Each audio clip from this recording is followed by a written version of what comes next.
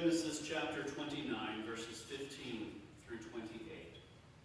Hear the word of the Lord. Then Laban says to Jacob, "Because you are my kinsman, do you therefore serve me for nothing? Tell me, what are your wages?" Now Laban has two daughters. The name of the elder is Leah, and the name of the younger is Rachel. Leah's eyes are lovely, and Rachel is graceful and beautiful. Jacob loves Rachel, so he says, "I served you 7 years for your younger daughter, Rachel." Laban says, "It is better that I give her to you than that I give her to any other man. Stay with me." So Jacob served 7 years for Rachel, and they seemed to him but a few days because of the love he has for her. Then Jacob says to Laban, "Give me my wife that I go into her, for my time is completed." So Laban gathers together all the people of the place and makes a feast. But in the evening he takes his daughter Leah and brings her to Jacob, and he goes into her. Laban gives his maid Zilpah to his daughter Leah to be her maid. When morning comes, behold her, Leah. And Jacob says to Laban, "What is this you do to me? Do I not serve with you for Rachel? Why then do you deceive me?" Laban says, "This is not done in our country. Give the younger before the firstborn. Complete the week of this one, and we will give you the other also in return for serving me another 7 years. Jacob does so and completes her week. Then Laban gives him his daughter Rachel as a wife. The word of God for the people of God. Thanks be to God. This is the way. You may recognize that as a catchphrase from The Mandalorian. More than that is a mantra that points to a code of conduct and belief that holds Mandalorian tradition together in the Star Wars universe. We have our own systems of operating in the various cultures and society the world over. Reaching adulthood, we don't normally question how valid those systems are or their component routines. We just accept them as the reality in which we live, the way the world around us operates. Should our world continue to do so? Sometimes uncovering the reasons behind a routine can shed an unexpected light. Sometimes simply asking a question is deemed a threat or the beginning of change. Are we willing to assess the reasons behind our ways of doing and being? The start of the pandemic, many things changed, didn't they? Rather than shake hands, fist bumps or elbow bumps took a greater role in greetings. If there was to be any kind of physical touch at all, that is. We started looking at buffets from a very different perspective, relating to health and safety concerns. We also came to a new appreciation for communal gatherings, their meaning, and their importance in our lives. We sought new ways to maintain contact with others, even as grocery stores added pickup and delivery options we would never before have considered mainstream. I was planning to add video recording to our services, but I was not quite ready to launch that. Suddenly it became a pressing need. We coined the phrase social distancing. We began adapting to new realities with requirements of masks, taking temperatures, home testing, and working through checklists of symptoms at various places. As we learned more about COVID-19 and its variant strains, some of those new routines began changing as well. Vaccines changed some of how we related to a pandemic. We still have a COVID-19 problem, but many early measures have fallen by the wayside due to the more endemic status of the virus and its reduced severity. Life has not quite gone back to what it was before. Amid all the changes the pandemic brought about, we are recognizing that some of the measures put in place had benefits far beyond responding to a virus. We still have grocery delivery options. We still have contactless pickup. Some still work remotely, at least in part. We still use technology we didn't know existed to facilitate communication across distances. Until we were forced to find new ways to operate, we did not consider much beyond what was already in place. We were comfortable with how things worked, even if change might have been good for us. This is the way. We find Jacob in a setting which seems rather comfortable to him. He knows the rules of how to proceed in life. He understands his place in the local hierarchy. He understands how he can or might negotiate to fulfill his mission to marry a wife from his mother's family.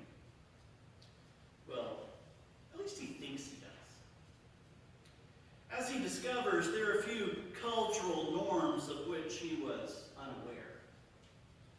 One of those comes back to bite in an unexpected way here. Jacob is still the trickster to whom we were introduced in the previous chapter of Genesis. He's still the one who would take advantage of another. However, unbeknownst to him, he has met his match in his uncle, Laban. Together they enter into an agreement that Jacob will work 7 years for Laban as payment for taking his younger daughter as wife. There's nothing unclear in this negotiation. Jacob wants a wife. Jacob is willing to work for Laban. Jacob asks that his work be credited as the bride price for Rachel. Laban accepts the agreement and agrees to the contract. Jacob sets out to fulfill his portion of the contract with his uncle.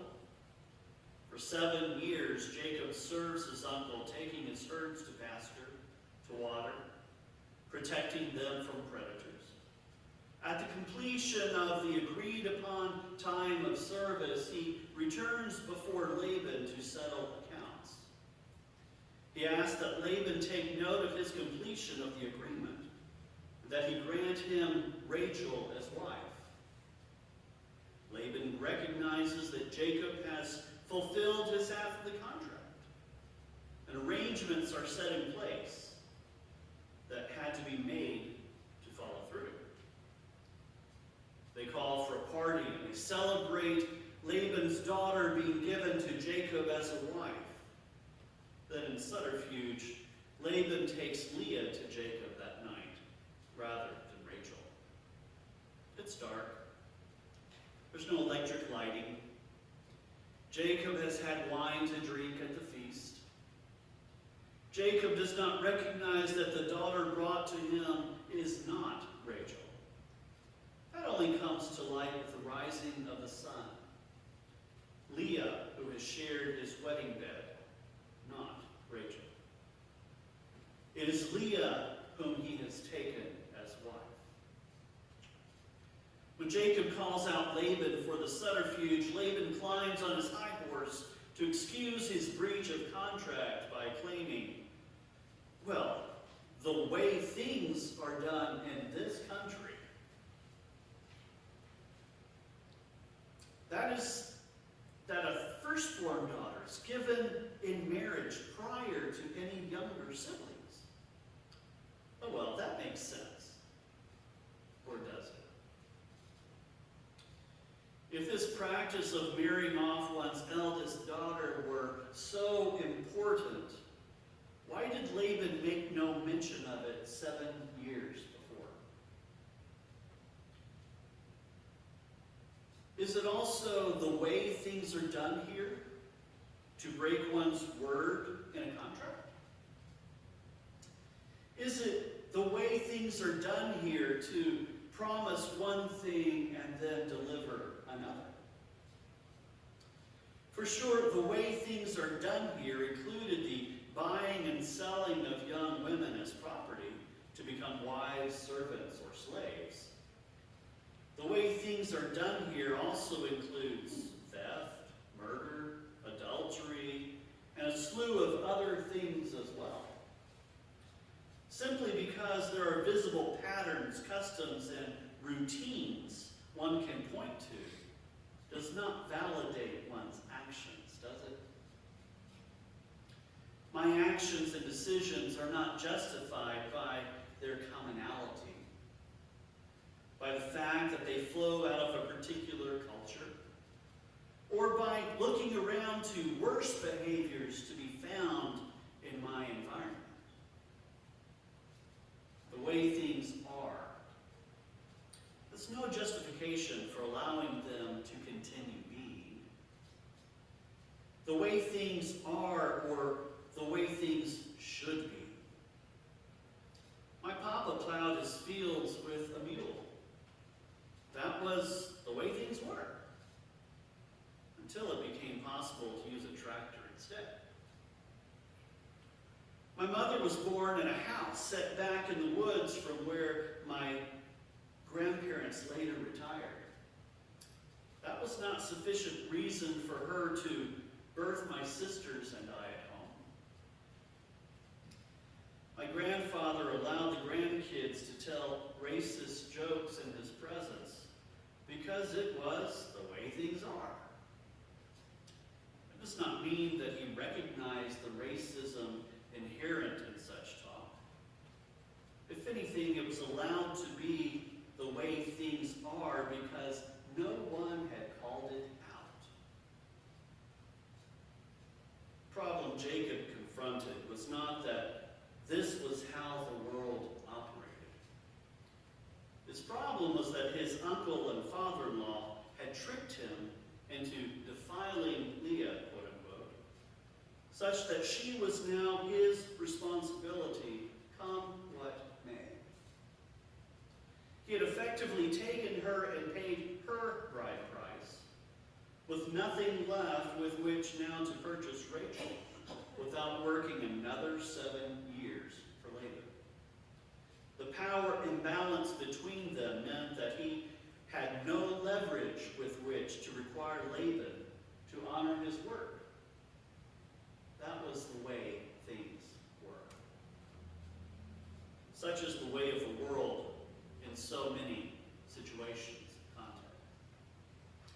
Our routines, our customs, the ways we devise to cheat, to manipulate, to steal, to undercut one another, are standard fare. That does not mean that we must accept them and settle for them. Our received traditions should never be accepted uncritically. They must be regarded from a new perspective regarding how should the world we inhabit work. How should things go? It does not all have to be the way we have come to know and recognize. Our mission statement says we are agents of transformation enacted by God. Do we take that seriously? Or do we simply settle saying, well,